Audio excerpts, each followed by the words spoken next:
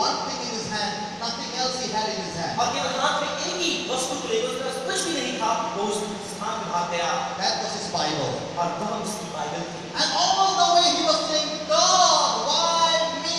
Why my wife? Why my children? They are all dead. और वो ऐसा कह रहा था पूरे समय भर कि आखिर क्यों परमेश्वर, आखिर क्यों मेरी पत्नी, क्यों मेरे बच्चे? Why they were dead? Because he thought they all were dead. अब जब ये सोच रहा है कि वो मर चुके, वो परमेश्वर से कह रहा है आखिर क्यों मेरी बीवी और बच्चे मर गए? He ran to Kenya. वह केन्या देश में था।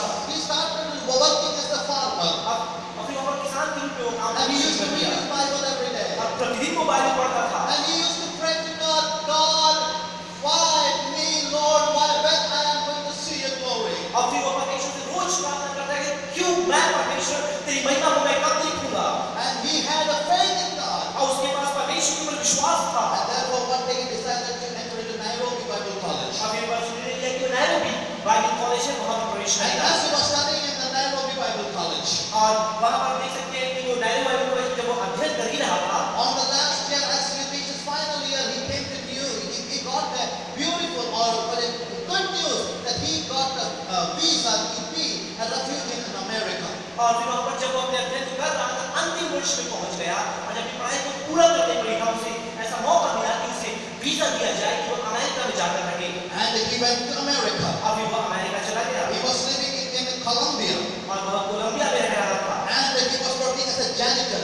और वहाँ पर वो एक जैनिटर के रूप में, एक जमादार के रूप में काम कर And रहा he था। was working there at the same time he entered into ministry. और जब वहाँ पर काम कर ही रहा था, वह सेवा में भी भाग लेने लगा। He decided, I will not marry unless and until I come to know that Francis is really dead. उसने ये निर्णय ले लिया अपने जीवन में, जब तक मुझे ये मालूम चलेगा मेरी पत्नी फ्रांसिस मर चुकी है, मैं दूसरी विवाह नहीं करूँगा। And it has been years that he has never heard from his wife and children. और अब ये तो कई वर्ष हो चुके हैं जब उसने अपने पत्नी और बच्चों के बारे में कोई बात नहीं सुनी। He became the pastor of the First Baptist Church in Colombia. और कोलंबिया में पहले बैप्टिस्ट चर्च का वह पासवान बन गया। And his believers became his congregation और उसके विश्वास से उसकी समाज बन गई, and his family.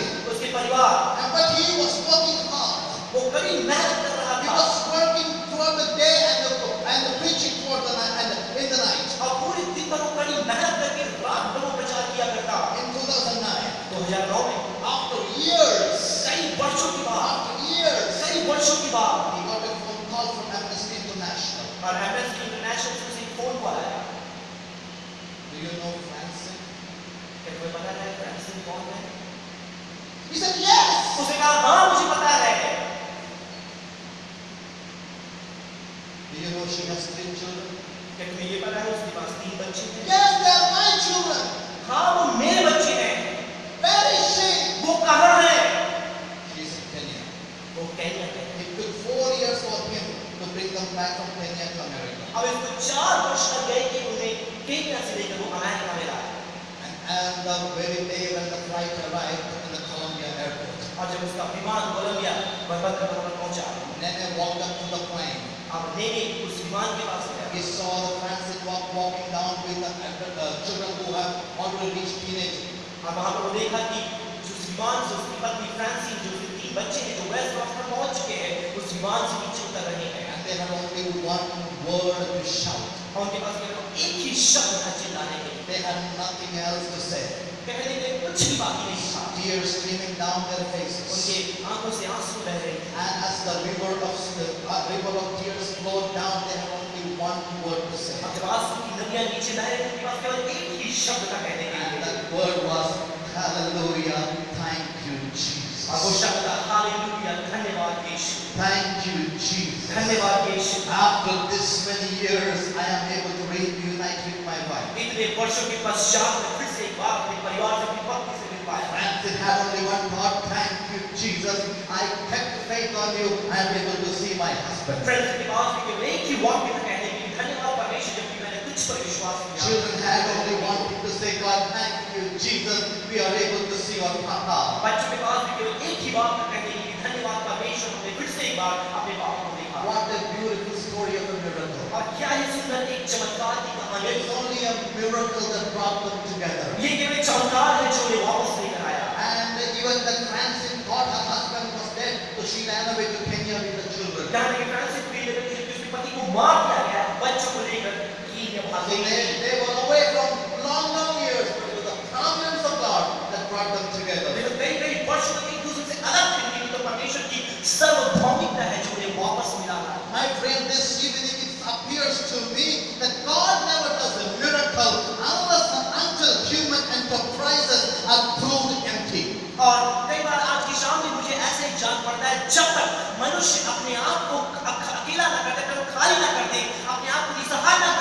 परमेश्वर का चमत्कार उसके Till जीवन में the नहीं होता। time man keeps on working, God keeps back and looks on. जब तक मनुष्य स्वयं कार्य करता रहता है, अपने प्रयत्नों को जताता रहता है, तब तक परमेश्वर पीछे खड़े होकर उसे केवल देखता रहता है। Only at the time when man finishes his resources and he says, God, there is no way I can move on, he steps in. तभी केवल जब मनुष्य ये कहता है कि मेरे सारे संसाधन खत्म हो चुके हैं, परमेश्वर तू मेरे जीवन में हस्तक्षेप कर, तब परमेश्वर आगे उसके जीवन में बढ़ता है। It is foolishness if there is a mountain in front of your eyes and you say, God, move this mountain, move this mountain, move this mountain. यदि आपके सामने पर्वत खड़ी और आपके उस देख यही कहते रहे, ये मूर्खता होगी कि आप उससे बोले, परमेश्वर इस पहाड़ को हटा, इस पहाड़ को हटा, इस पहाड़ को हटा। Best thing is take a shovel and start digging in.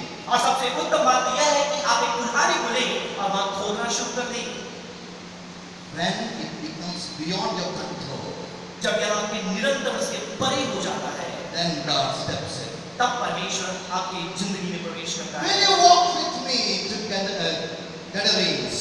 तो क्या आप मेरे साथ आगे बढ़कर उस गेनेसरेत के देश में चलेंगे? Will you come with me on a journey tonight? क्या आज रात की मेरे साथ यात्रा में आगे आएंगे? Will you take a moment to walk with me into that beautiful land of Palestine, into the riverside of Gerasenes? क्या आप उस समय निकाल कर उस फलस्तीन देश में मेरे साथ आएंगे? उस सुंदर गरीब के झील के किनारे में आप मेरे साथ चलेंगे? I know life in CITS is hectic. और मुझे पता है कि CITS की जो जीवन शैली है वो बहुत ही व्यस्त है। I know your eyes are droopy, your mouth are yawning. और मुझे पता है कि आपकी आंखें नम हो रही है, आप सोना चाहते हैं और आपके मुंह फट रहे हैं। But it's okay, come with me on a journey. और ये ठीक है, सब बातें सही हैं, आप मेरे साथ यात्रा में आगे Because आइए। I want to show to you, I want to take you on a journey with Jesus. और मैं आपको बस यीशु के साथ एक यात्रा में लेकर जाना And चाहता हूँ। it's a beautiful day when Jesus came to Gadarenes. और ये बहुत ही सुंदर सा एक जगह है जब मसीह यीशु उस गदरी नगर में आते हैं। And there was a man who was demon possessed. और यहाँ पर एक व्यक्ति है जिसे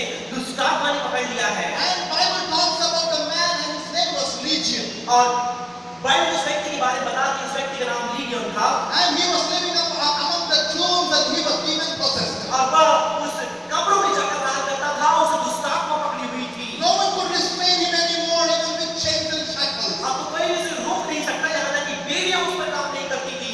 Or because he used to break the shackles open and he used to run to and fro because he was possessed and he had no sense of himself. और जब उन्हें बेड़ियां से उसे बांधा जाता था, वो बेड़ियों को तोड़कर आगे पीछे भागकर उसे अपने आप में काबू ही नहीं था। Bible says night and day among the tombs he used to walk, howling and bruising himself with stones. Bible बताती है रात और दिन को यहाँ वहाँ भटकता था, अपने आप को जख्मी करते हुए यहाँ वहाँ भागता फिरता था। When he saw Jesus coming, he ran and bow before him. और जब वो यीशु मसीह देखा, बाइबल बताती है उसके ऊपर दौड़ करके गया, उसके सामने घुटने take And he shouted at the top of his voice, "What you have to do with me, Jesus, the Son of living और God?" ऊंची आवाज से चिल्लाकर कहा कि तू जो परमेश्वर का पुत्र यीशु है, मुझसे क्या चाहता है? Jesus commands your unclean spirit come out of him. और यीशु ने उसे आज्ञा दी, अशुद्ध आत्मा उसके अंदर से बाहर निकल। And then Jesus asked him, "What is your name?" और तब यीशु से पूछते हैं कि तेरा नाम क्या है? He says, "My name is Legion, for we are many." और वो कहते हैं मेरा नाम लीगियन है, हम कई एक